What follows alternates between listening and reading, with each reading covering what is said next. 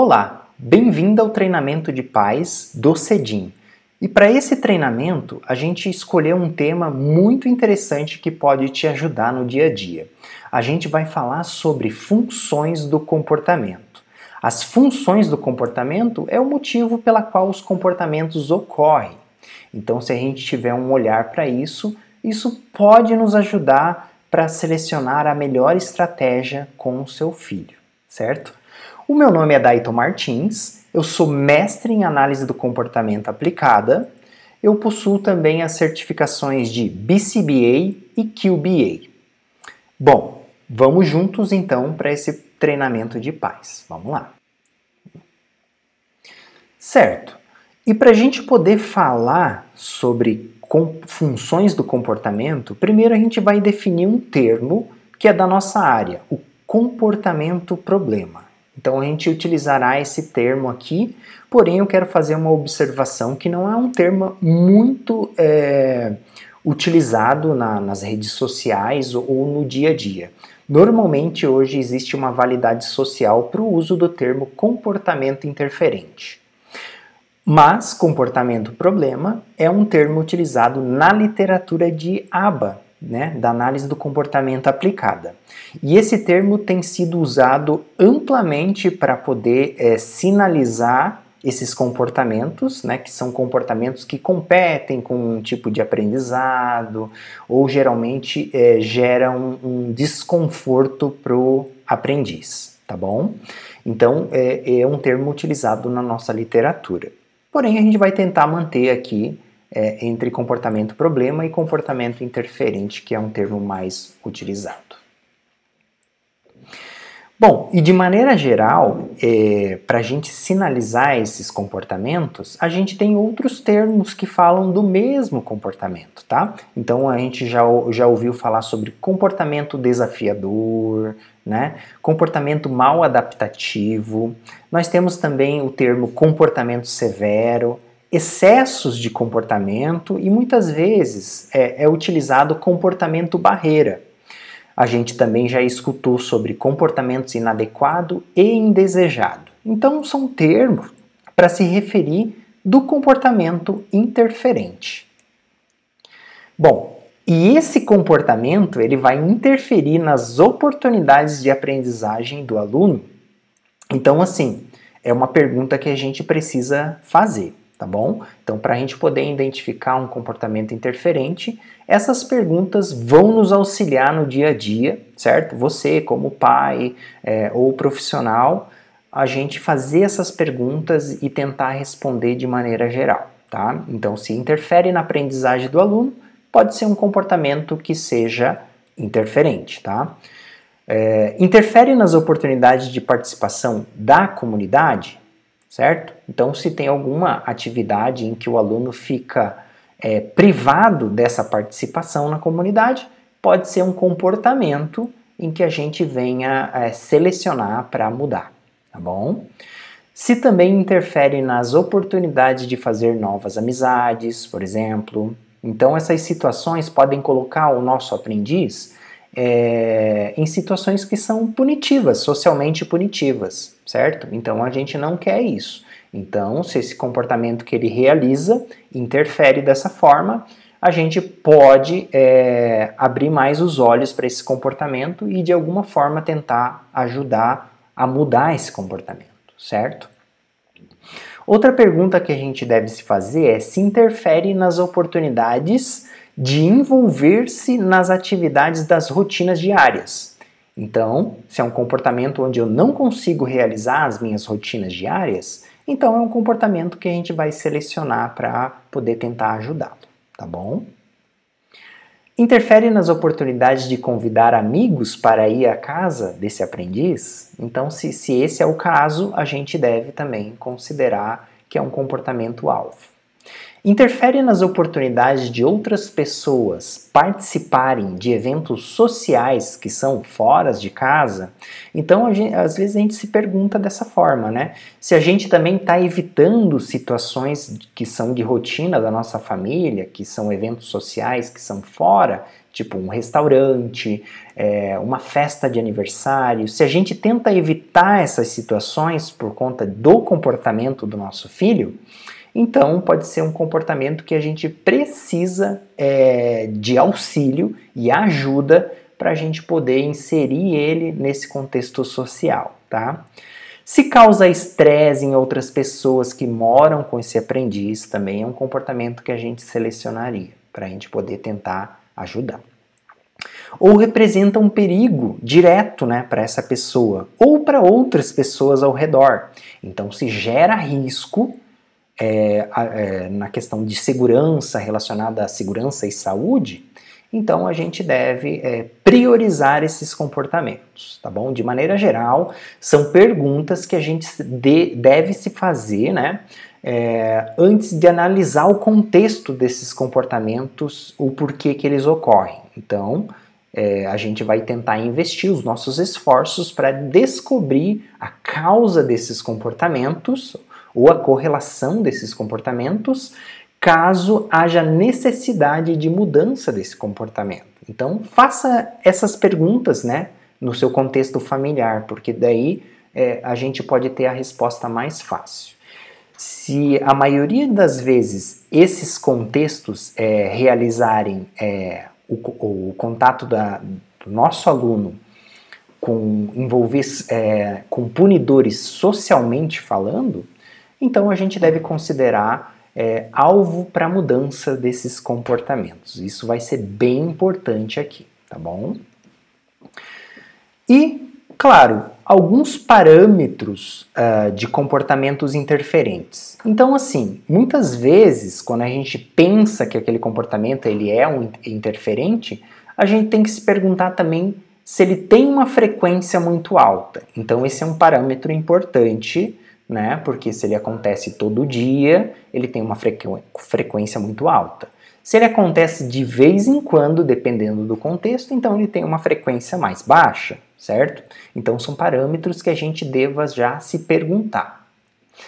A duração, se é muito longa, porque às vezes, né, a gente pode enxergar determinados comportamentos como comportamentos de crise mesmo.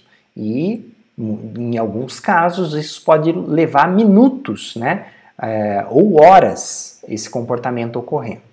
Então, se ele tem uma duração muito longa, é um parâmetro extremamente importante a se averiguar.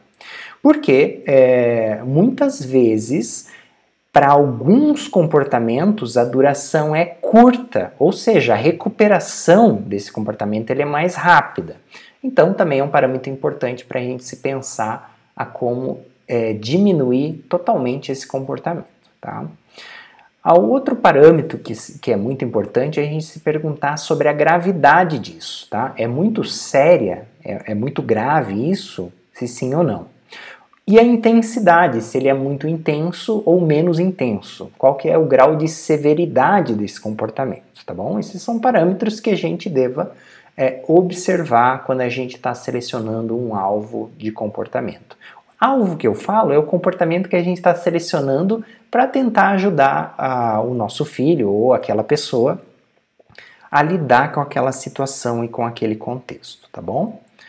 E às vezes esses comportamentos interferentes eles vão ocorrer em locais errados, ou é uma situação ou hora errada dele ocorrer. Então a gente deve também considerar isso como um parâmetro, tá bom? Porque muitas vezes ele acontece no local errado, deveria acontecer num outro local. Então a gente deva se perguntar aqui que são parâmetros importantes para a gente tentar ajudar o nosso aluno, o nosso aprendiz ou o nosso filho, tá bom? Muito bem, mas vamos a gente definir um pouquinho quais são esses comportamentos, né? E muitas vezes esses comportamentos eles estão alinhados assim numa forma, né, de comportamento É uma característica que muitas vezes é uma agressão, ele pode ser uma agressão a outras pessoas, ele pode ser uma autolesão, né? Ele se próprio machucar, né? Se machucar-se. Ou ele pode ser uma destruição de propriedades, quando eu quebro algumas coisas, né, no próprio ambiente. Ou ele pode ser uma birra, um choro, um grito. Então esses comportamentos são interferentes ali para algum contexto, dependendo da situação. Mas a questão aqui desse treinamento é poder falar sobre qual é a função desses comportamentos, né? O porquê, né? Qual é a razão pela qual esses comportamentos ocorrem de alguma maneira. Então a gente vai tentar enxergar isso agora com outros olhos, tá bom? Porque isso ajuda a direcionar a melhor estratégia também naquele momento de lidar com aquele comportamento. Então isso é bem importante para nós, tá? Então assim, pensa assim, o que aconteceria se ao consultar um médico, ele equivocadamente diagnosticasse a sua condição, né, por consequente, né, lhe prescrevesse uma medicação que fosse inadequada, entende? Imagine que o médico ele pudesse equivocadamente diagnosticar o que está acontecendo com você e te recomendasse uma medicação que seja inadequada para aquela situação. Então, como que seria essa situação, né? Como que a gente lidaria com essa situação?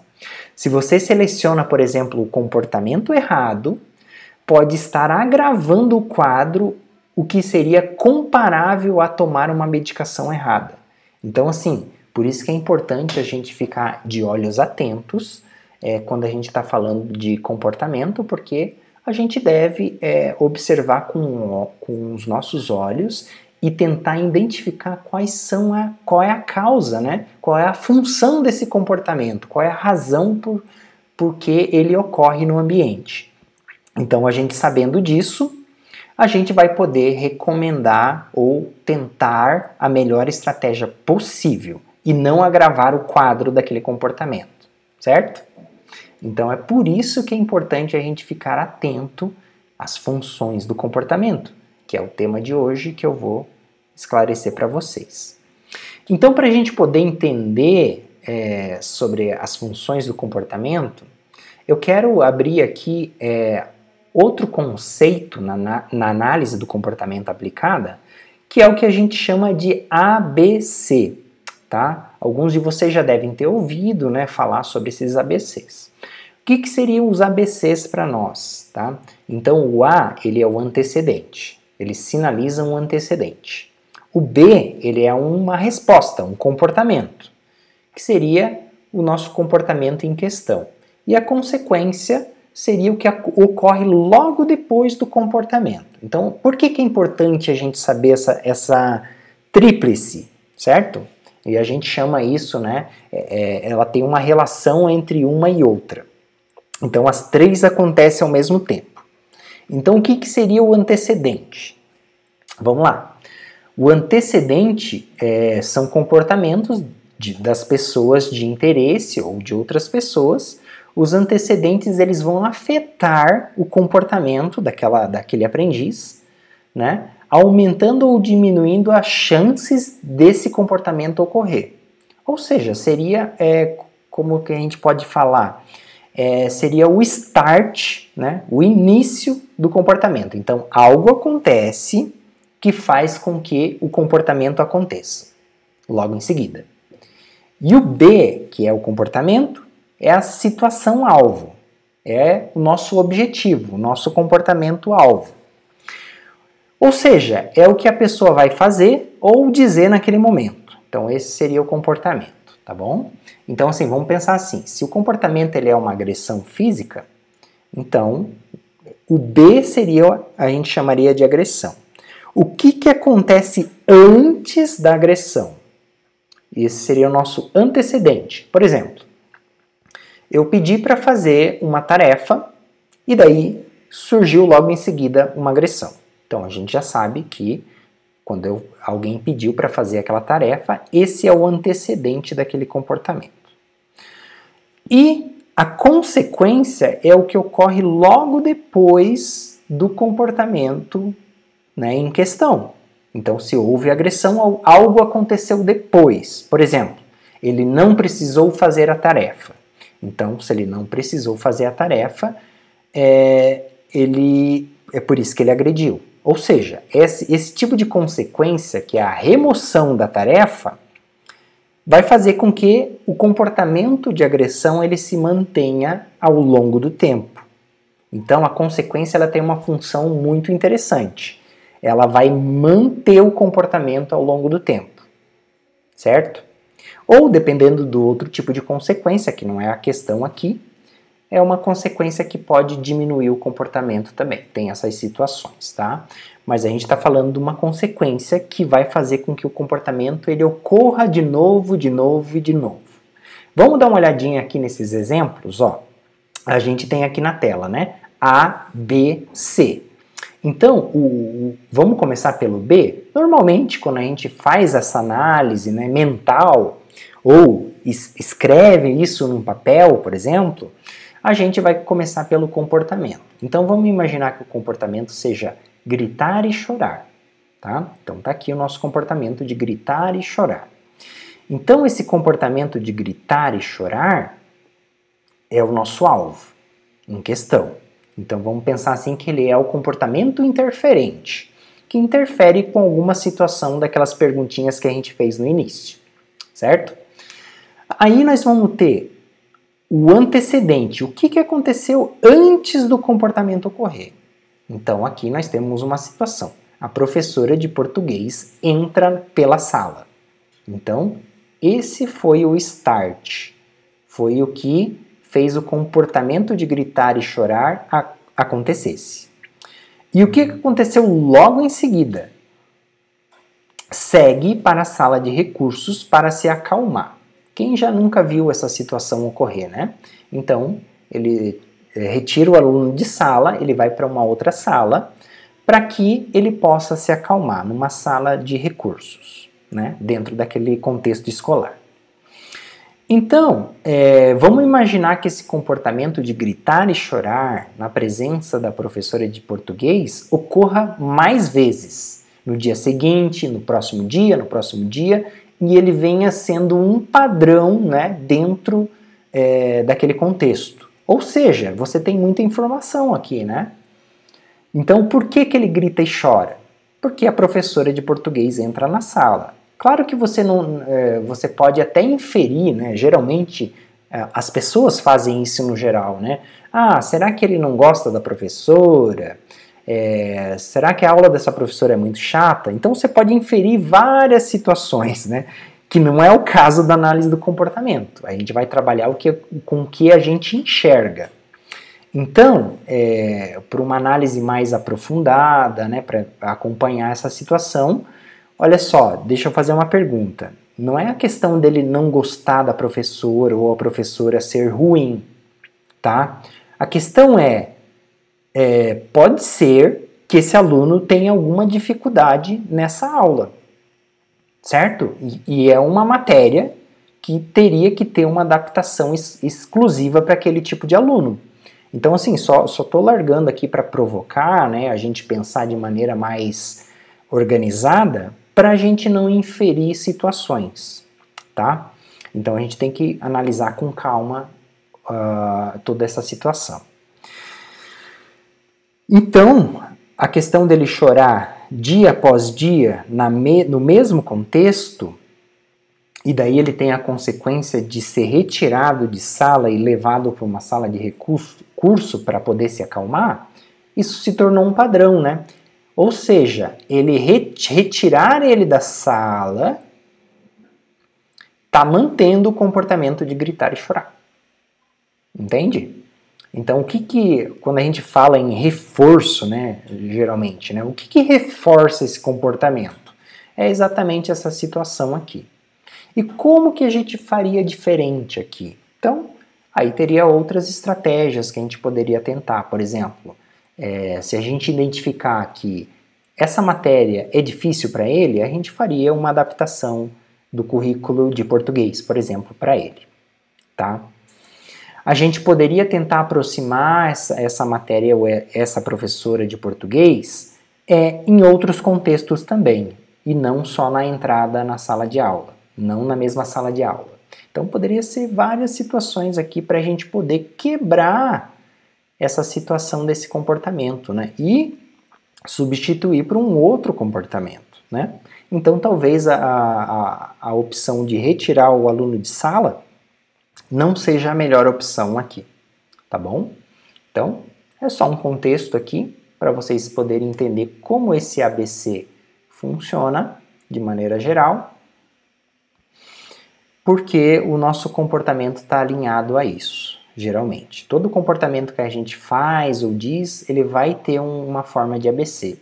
Como, por exemplo, pode ser uma coisa muito simples, né? Vamos imaginar que o meu comportamento de abrir a porta, né? Então esse é o comportamento, abrir a porta, qualquer porta, certo?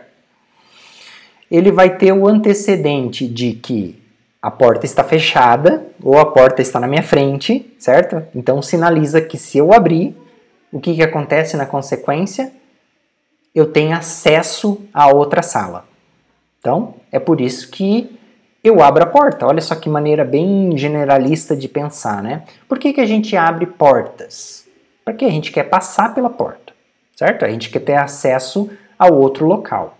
Então, pensando de maneira geral, isso seria o motivo pela qual o comportamento de abrir a porta acontece, tá? Claro que vai ter situações de que ficar abrindo e fechando porta pode ter outras razões, né? Então a gente já viu até comportamentos mais repetitivos a respeito disso, certo? Mas, de maneira geral, num contexto normal do dia a dia, eu só abro a porta porque eu quero passar e ter acesso para o outro lado, ok? E o antecedente disso é a presença da porta ou a porta está fechada naquele momento. Outro exemplo para a gente poder pensar. Por que a gente liga a luz? Então, assim, vamos imaginar que tem um antecedente de quarto escuro e daí eu vou lá no interruptor de luz e aperto. Esse é o comportamento. Por que eu faço isso? Porque eu quero enxergar, certo? Quero enxergar com a iluminação, né? E daí eu tenho acesso a enxergar isso. É só por isso que a gente liga a luz quando a gente se depara com um quarto escuro. Então, de maneira simples, é dessa maneira que funcionam os ABCs do comportamento. E daí, entendendo isso, a gente vai poder chegar nas funções do comportamento, certo? Então, assim, a gente, normalmente, em análise do comportamento, vamos classificar as razões por que os comportamentos ocorrem em 4 situações. Normalmente são em 4, tá?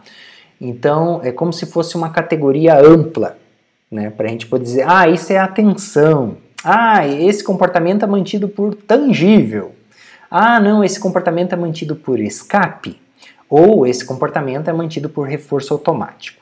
Então, assim, no grande geral, isso são meio que categorias de funções da nossa área na análise do comportamento, mas eu vou explicar cada uma por vez, tá bom? Então a gente vai ter uma condição de atenção, tangível, escape, que isso é socialmente mediado, e essa palavra socialmente mediado quer dizer o quê? Que tem outras pessoas junto com esse aprendiz que mediam acesso a essas consequências.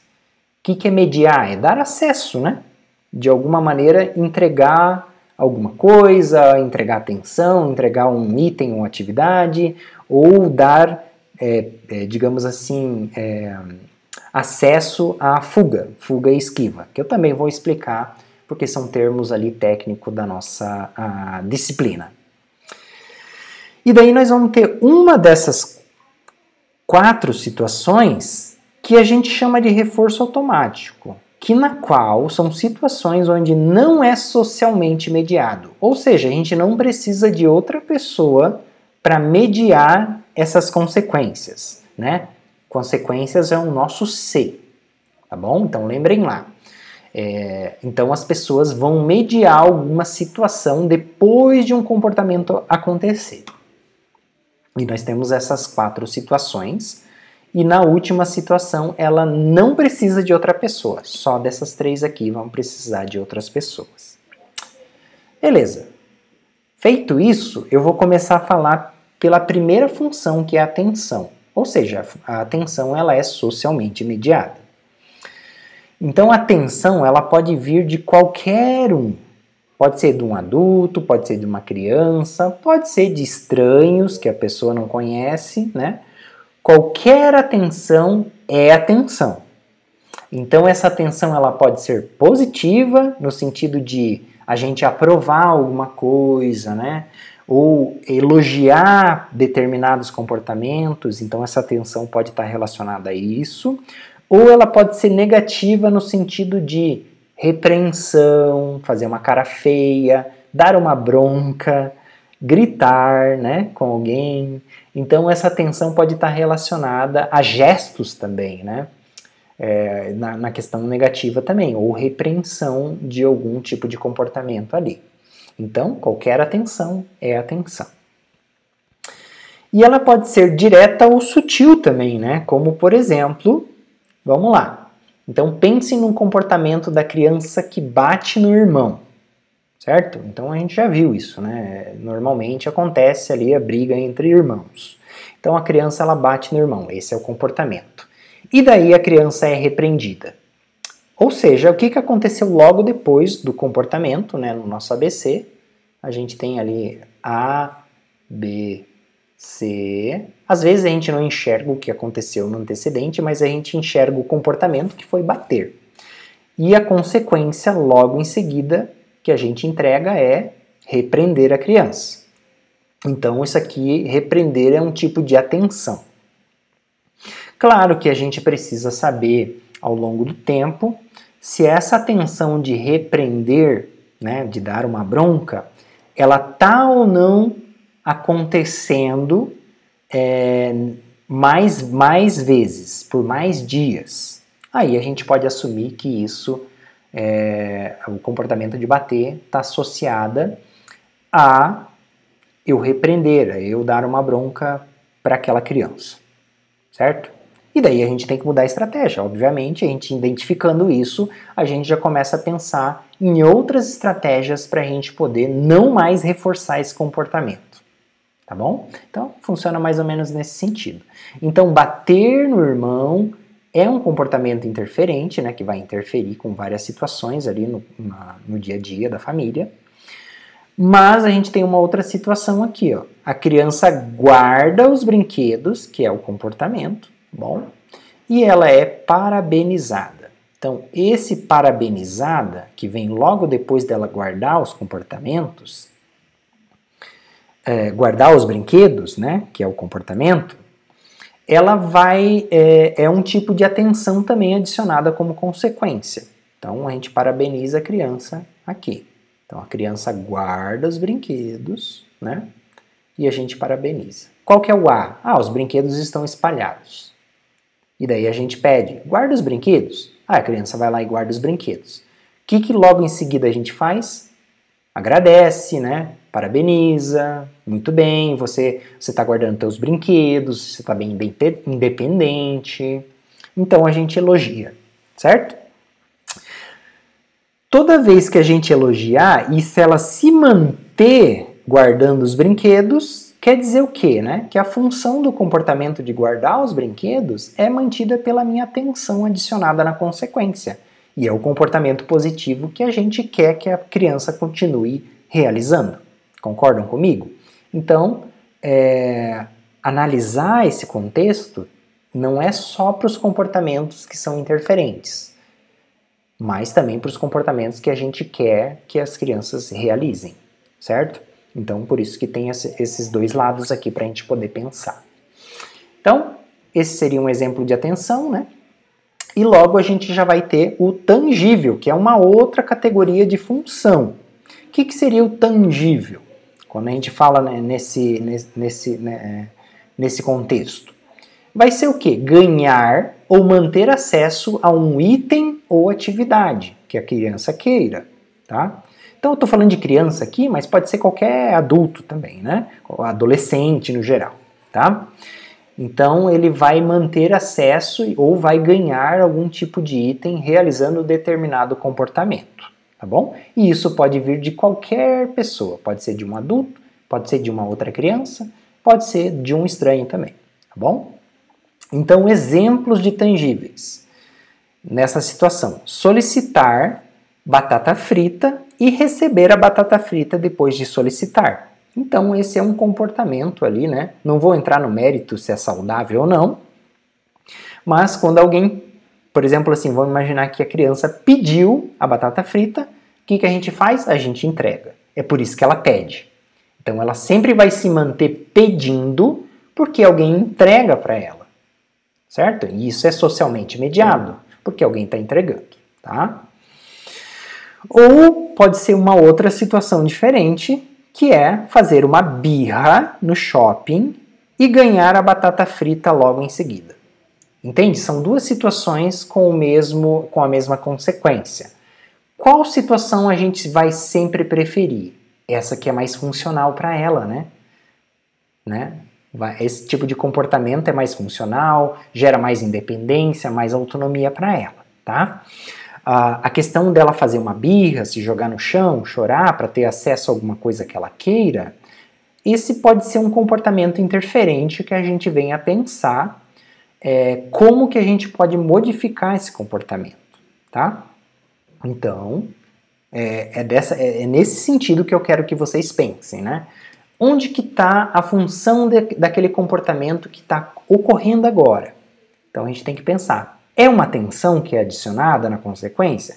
Ou é um tangível? Então, aqui nesses exemplos fica mais claro, né? Mas vamos pensar em outras situações do dia a dia para a gente poder imaginar isso, né? Vamos imaginar que tá lá os dois irmãos e os dois querem jogar videogame ao mesmo tempo, só que tem que ser um de cada vez. Aí um dos irmãos vai lá e bate no outro irmão, certo? Ele tá batendo no outro irmão para quê? O que ele quer logo em seguida? E daí o outro irmão sai chorando, ou seja, aquele que bateu vai continuar no videogame. Então ele quer acesso a alguma atividade, é um tangível, que é o próprio videogame, né? Ou seja, numa próxima situação, num próximo dia, na mesma situação, ele querendo jogar videogame, o outro irmão também querendo jogar videogame, qual que é o comportamento que ele vai realizar naquele momento? Ele vai realizar naquele momento o comportamento que dá certo. O comportamento que dá certo é bater. E daí ele bate, o outro irmão chora, e daí ele tem acesso ao videogame. Entende qual que é os motivos dos comportamentos ocorrerem no dia a dia?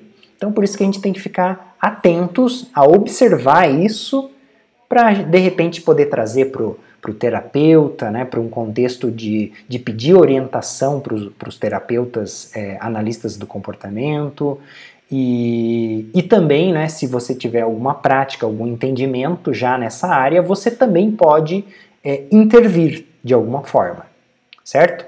Mas tenha certeza de qual que é o motivo do comportamento. Isso vai ajudar muito, mas muito mesmo, você acertar na estratégia, certo? Vamos ver uma próxima função do comportamento, que seria o que a gente chama de escape, tá bom?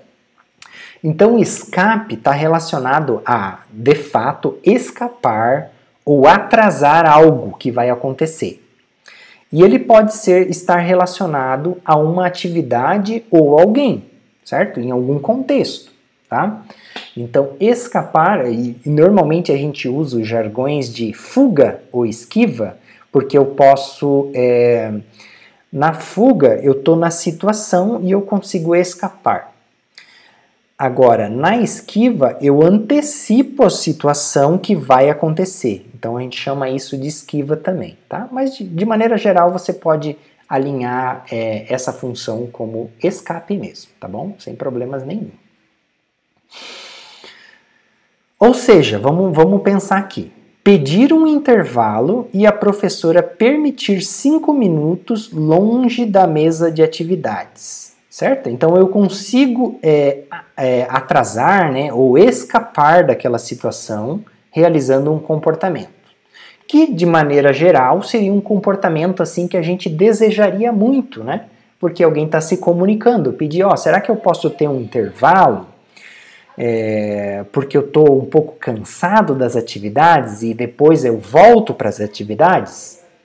Ou seja, né, se a professora, claro, você pode esperar aqui 5 minutos, descansar um pouquinho e depois a gente volta para as nossas atividades. Entende? Esse seria o mundo ideal, tá? Porque a gente também enxerga que pedir um intervalo é mantido por escape, né? Porque a gente vai se manter longe das atividades que estão sendo ofertadas naquele momento.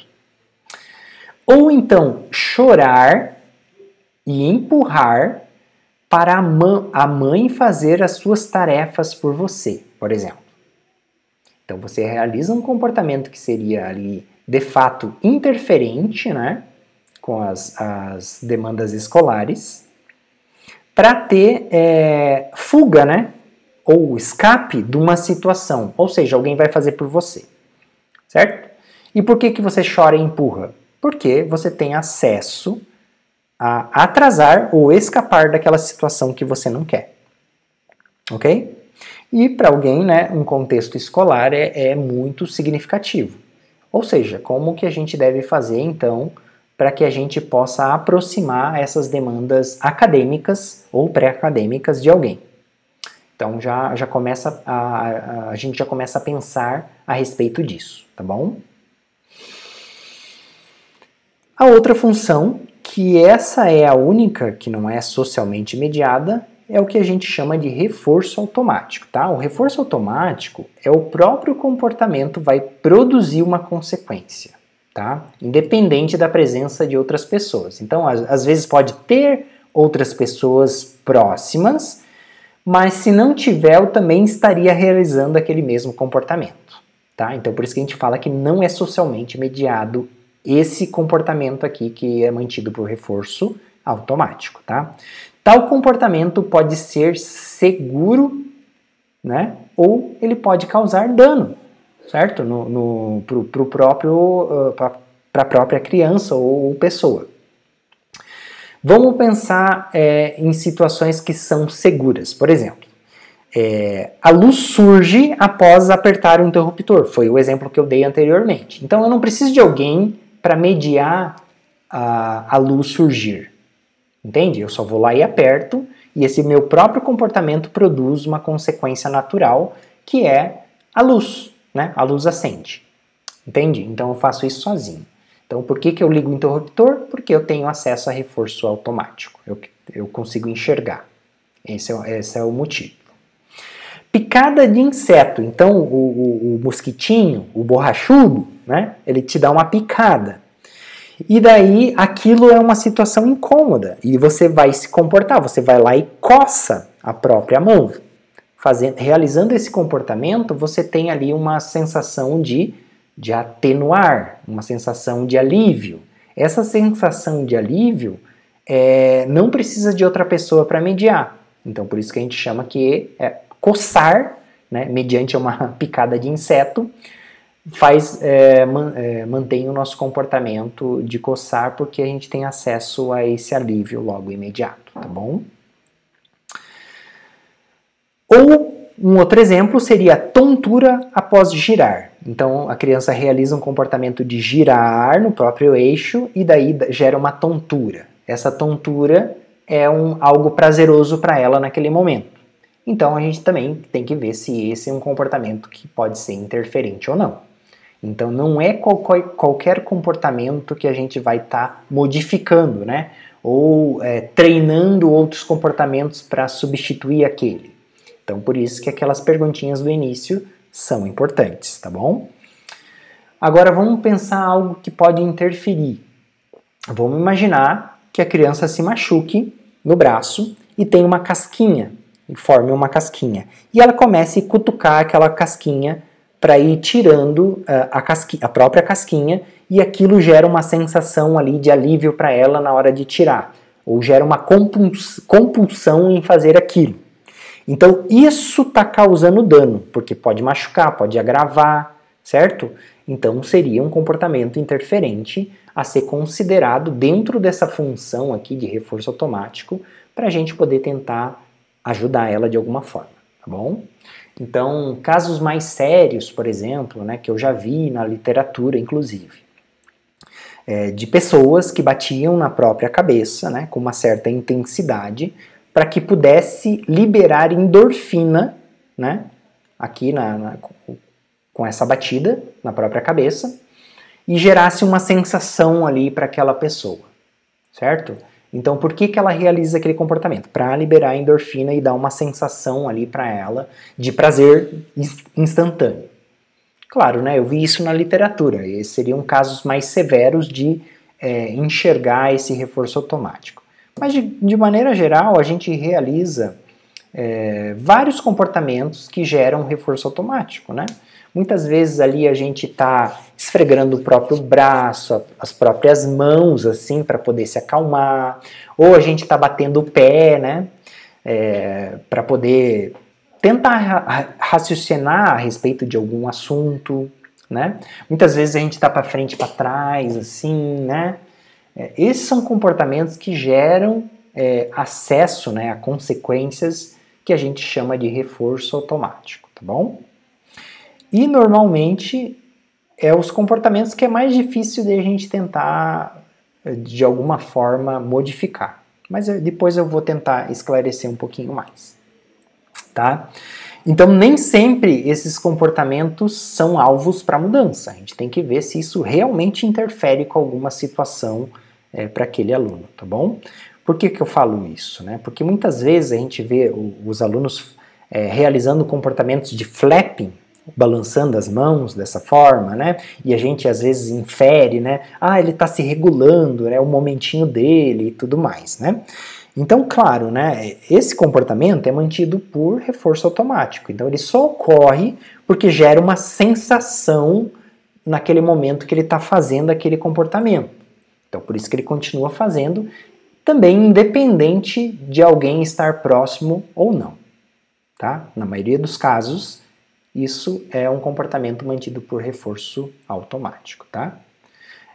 A questão é a gente saber se isso interfere com alguma das situações citadas no início. Se interfere, aí sim eu diria que seria um comportamento para a gente pensar na mudança dele. Se não interfere, não, deixa que ele faça o próprio comportamento, né? Não causa dano, não incomoda ninguém, né? Ou seja, às vezes incomoda alguém, né? Às vezes as pessoas ficam incomodadas com determinados comportamentos, mas não seria um comportamento de grande punição social, por exemplo, certo? Então a gente não olharia esse comportamento como alvo a ser mudado. Maravilha! Daí eu tenho aqui um vídeo exemplo, que eu vou tentar abrir aqui para a gente poder visualizar juntos. Vamos clicar aqui.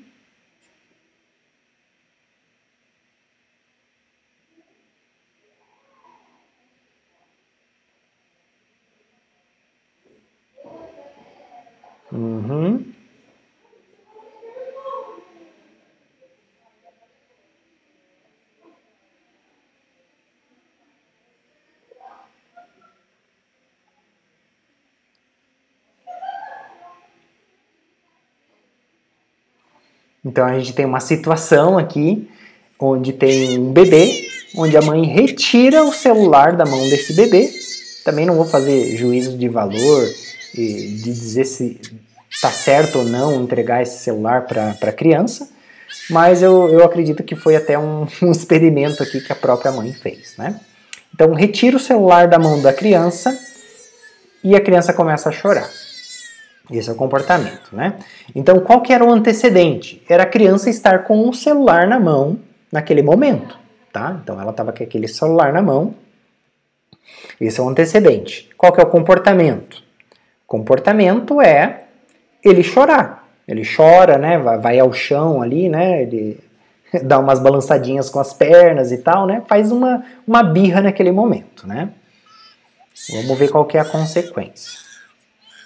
E a consequência, a mãe volta o celular para a mão dele e o choro para instantaneamente, tá bom?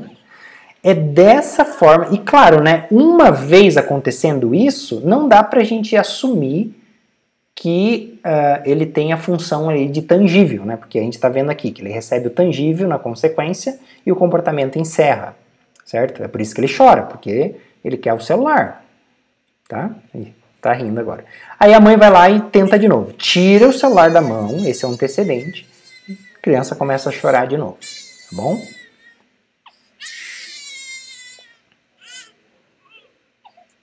E chora, né? Faz um drama. Aí volta o celular, ele para de chorar instantaneamente. Essa é a consequência. Certo? Então aqui a gente tem um bom exemplo de como um comportamento é mantido por tangível, tá bom? Então, aqui um comportamento que pode ser interferente, né? Então, claro, né, um bebezinho que não sabe se comunicar ainda, ele vai chorar para tudo. Ele vai chorar para tudo, certo? Mas no grande geral, você pensa assim, e se essa criança cresce e continua a chorar para ter acesso às coisas que ela quer? Então aqui é um caminho aonde a gente vai pensar o que a gente poderia estar fazendo para poder mudar aquele comportamento, porque isso agora virou um comportamento que interfere nas relações sociais dessa criança, tá bom? Então é um vídeo exemplo aqui de como funciona um acesso a tangível, tá? Até é cômico, né, a gente vê, mas é bem legal. Ok, maravilha. Tá, e como que faz depois de saber a função do comportamento? O que a gente faz depois de saber essa função do comportamento, tá? Bom, de maneira geral, é importante saber a função, porque daí a gente vai recomendar a melhor estratégia possível, né? Então lembra daquele exemplo lá, o médico ele precisa saber qual é a função daquela doença, daquele desconforto, para poder te direcionar o melhor medicamento. Então, na análise do comportamento, a gente faz a mesma coisa. A gente precisa saber por que aquele comportamento funciona, de maneira geral, para que a gente possa colocar a melhor estratégia. Aí, assim, de maneira geral, quero citar algumas estratégias, mas o intuito aqui desse treinamento de pais é relacionar e fazer com que vocês possam entender os comportamentos e o porquê que eles funcionam no dia a dia. Isso já ajuda muito, porque daí vocês vão trazer as melhores informações possíveis, né, para o seu terapeuta, para o seu analista do comportamento, e daí vocês juntos podem bolar as melhores estratégias para casa ou para outro contexto em que o seu filho está inserido, tá bom? Bom, de maneira geral, não reforçar o comportamento interferente, ele funciona para todas as funções, certo? Então, de maneira geral, não reforçar, ou seja, se a criança chora por conta do celular, então não entregar o celular seria uma das estratégias, tá? E você pode ter, para um comportamento, você pode ter múltiplas estratégias acontecendo ao mesmo tempo, certo? Então, por isso que eu peço para vocês, né? Conversem com o seu terapeuta, com o seu o supervisor do caso do seu filho, para que ele possa te direcionar para a melhor orientação, ok? O segundo seria ensinar um comportamento substituto e não reforçar então reforçar esse comportamento que é substituto, que é um comportamento novo que a gente vai tentar colocar no lugar do comportamento interferente. E claro, isso funciona para todas as funções, tá? Então, por exemplo, se eu choro para ter acesso ao celular, eu ensino aquela criança a pedir o celular de alguma forma, certo? Então, se ela não sabe falar, mas ela pode ser ensinada a se comunicar com um método de comunicação alternativa, né? E a gente, claro, vai ter que ver qual que é o melhor método de comunicação alternativo que seja indicado para aquele para aquela pessoa, ok? Por exemplo, o mesmo exemplo lá, se eu fiz várias atividades da mesa e eu começo a ficar incomodado por conta disso, isso pode ser um comportamento interferente. Ou seja, eu posso ser ensinado a sinalizar quando eu quero um tempinho de descanso ou quando eu quero fazer outra coisa, ok? Então, esse é um comportamento substituto que a gente vai querer reforçar, que é o pedido, é a comunicação, para realizar um novo comportamento, né? E ter acesso a essas consequências que a gente quer. E não realizar o comportamento interferente no lugar, ok? Redirecionar o comportamento normalmente funciona para reforço automático. Então, é uma estratégia muito utilizada para reforço automático. Então, o que seria esse redirecionar? Então, a gente tem um comportamento interferente, que a gente está ali cutucando a feridinha ali, está abrindo um buraco ali na pele. Normalmente, a gente consegue redirecionar para realizar um outro comportamento que daí vai impedir, né, daquele comportamento de tirar a casquinha, né, ele acaba substituindo. Então, redireciona para fazer outra coisa. Redireciona para brincar com outra coisa. Então, geralmente, isso funciona. Oferecer escolhas dentro do objetivo. Então, normalmente, esse aqui tem literatura, né, em análise do comportamento, para funcionar com comportamentos mantidos por escape.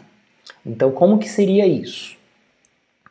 Então, assim, normalmente, vamos imaginar que eu não goste de realizar uma determinada atividade. E daí eu sempre acabo fazendo um comportamento interferente para não realizar aquela atividade que não é da minha preferência. Ok? E às vezes isso pode ser problemas de matemática. Vamos imaginar assim, nesse exemplo. O que pode acontecer aqui no oferecer escolhas dentro do objetivo?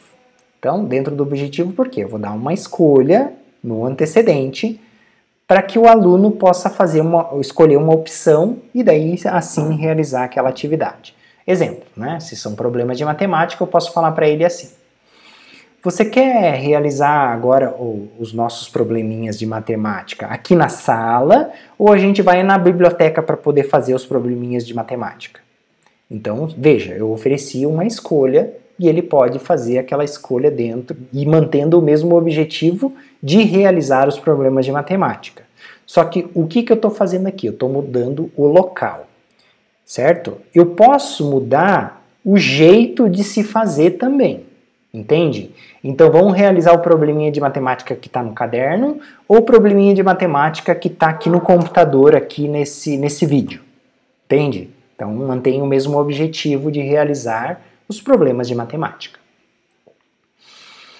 Outra opção é deixar a tarefa mais fácil, tá? Então, como que a gente faz? Geralmente funciona para comportamentos que são mantidos por fuga. Então, tem um comportamento interferente mantido por escape, e esse comportamento pode ter uma estratégia de deixar aquela tarefa ou atividade mais fácil. Ou seja, a gente modifica um pouquinho para que ele possa começar a fazer algum tipo de tarefa que naquele momento era mais difícil para ele, tá? Então, se a gente identificou que está difícil, é por isso que ele realiza o comportamento de escape, né? Certo? Para ter esse acesso a escape. Então, a gente vai deixar mais fácil. Exemplo, se eu peço para alguém lavar a louça, pode ser muito difícil para alguém, certo? Então, o que eu posso fazer para aproximar essa tarefa? Eu falo para ele assim, ó, seguinte, você vai lavar a louça e eu vou esfregar as louças e enxaguar e você seca.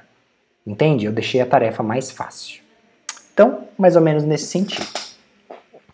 Nós temos também estabelecer a estratégia, primeiro esse, depois este. Geralmente funciona para os tangíveis, então vamos imaginar que alguém queira alguma coisa ou acesso a alguma coisa. Então eu posso falar assim, ó, primeiro a gente vai fazer isso e depois você pode ter acesso a essa coisa que você quer. Combinado? Combinado. Então, estabelecer essa estratégia pode ser essencial aqui quando a gente está falando de acesso a tangível, tá bom? Ensinar comunicação, né? Funciona para a atenção e as outras funções, no geral. Então a gente ensina a comunicação para que a pessoa possa se comunicar e daí a gente pode prover atenção para aquela pessoa, né, socialmente falando, e para as outras funções também funciona. Pequenas aproximações funciona para quem tem comportamento mantido por escape, tá bom? Então normalmente aqui, o que seriam pequenas aproximações? Pequenas aproximações de estímulo mesmo, né? Vamos imaginar que eu realizo comportamentos interferentes quando falam que eu tenho que ir no dentista, porque eu não quero ir no dentista, certo? Então, uma estratégia para esse comportamento, né, de interferente pode ser pequenas aproximações. Então, a gente vai aproximando os estímulos aos poucos. O que seria mais isso, né? Talvez ler uma história social sobre dentista, eu brincar de dentista. Pode ser que eu vá até o dentista, brinque com os brinquedos e volte para casa, né? Eu vou fazendo pequenas aproximações para aquele contexto onde eu mantinha comportamentos interferentes que eram relacionados a escape, tá bom? E um contexto de HRE. Olha só que legal, a gente vem falando muito sobre isso. O que é o HRE? HRE é Happy, Relaxed and Engaged, que é um termo em inglês, mas você pode relacionar isso como feliz, relaxado e engajado, tá? Essa situação de feliz, relaxado e engajado aumenta a probabilidade de tolerância e cooperação das crianças e adolescentes para um determinado contexto, tá bom? Então, como que seria isso? Vamos imaginar que você esteja em casa e daí na cozinha e toda vez que você chega pro seu filho e fala assim, ó, agora tem que tomar banho. Você sai da cozinha e fala, ó, tá na hora de tomar banho. E daí ele realiza um comportamento interferente ali que chora, fala que não quer o banho, começa a gritar, certo? E a gente identifica que esse é um comportamento ali de fuga para tentar atrasar o banho, tá? Então, por isso que ele faz aquele comportamento, porque de alguma forma ele consegue atrasar aquele momento, certo? Como que seria um contexto ali HRE? Seria assim, ao invés de você aparecer do nada e falar, ó, tá na hora de tomar banho, você vai até a criança, vai prover atenção para ela, vai brincar um pouco com ela ali, por um período ali de 3 a 5 minutos, vai nomear o que ela está fazendo, onde ela possa ali ficar ali num momento ali feliz, né? Que ela esteja ali relaxada e engajada numa atividade que ela goste, né? Então ela está fazendo usufruto do próprio reforçador, das próprias coisas que ela gosta, inclusive de você, né, que você vai estar perto dela. Então, identificado esse momento, HRE, de 3 a 5 minutos, você pode chegar e falar, olha só, agora está na hora de tomar banho, eu quero que você tome banho, vamos lá? Então, quando você faz isso aqui vai aumentar a probabilidade dela seguir a sua instrução, tá bom? E não quando você aparece do nada e fala, ó, que você tem que tomar banho, certo? Então, para aumentar a probabilidade, a gente vai usar esse conceito, esse contexto, né, HRE, ok? Então, mantenham todas as crianças, adolescentes em seus HRE para que aumente a probabilidade deles seguirem algo que é mais difícil, algo que eles não queiram realizar, mas que a gente determina que, claro, é importante, né? Porque está relacionado à saúde, está relacionado à segurança. Então, esse é um comportamento socialmente significativo para ela, para aquela criança, para aquele adolescente, tá bom? Bom, na verdade, a gente chegou ao fim da nossa apresentação aqui do nosso treinamento, né? Curto treinamento de pais sobre funções do comportamento. E o meu objetivo, é claro, é deixar vocês mais atentos a entender por que esses comportamentos eles funcionam no dia a dia. Então, se ele é um comportamento que interfere na vida do nosso filho, né?